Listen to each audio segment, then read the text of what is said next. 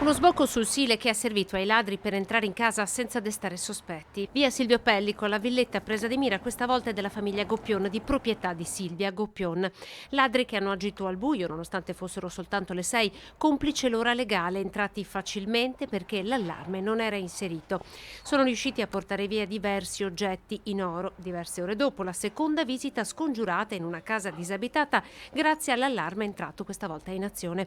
L'escalation di furti è confermata anche dal presidente dell'associazione Furti in Corso, una rete di cittadini che annovera anche forze dell'ordine al suo interno. E non si parla di una o due bande, ma molte bande organizzate, anche perché fanno a distanza di veramente pochi minuti anche vie anche dello stesso comune, ma comunque abbastanza distanti, quindi anche lì non è una banda solo. Arrivano in stagione, fanno depredano tutti e tutto senza guardare nulla a nessuno e poi se ne vanno sparendo nell'oblio. Con la barca dal Sile o con la gente in casa, Dema parla di una nuova spregiudicatezza delle bande. Quest'anno è partita leggermente più in ritardo la situazione dei furti e spero che non riprendano i giorni persi più avanti, no, perché purtroppo succede anche questo. Furti in Corso, divenuto negli anni cassa di risonanza per tutte le vittime di furti, aveva chiesto un incontro alle istituzioni, sollecitando la nascita di una collaborazione più concreta, un incontro in prefettura che non c'è mai stato. In questo momento, quando si sa che ci sono questi un paio di mesi, diciamo, massacranti a livello di furti, concentrare di più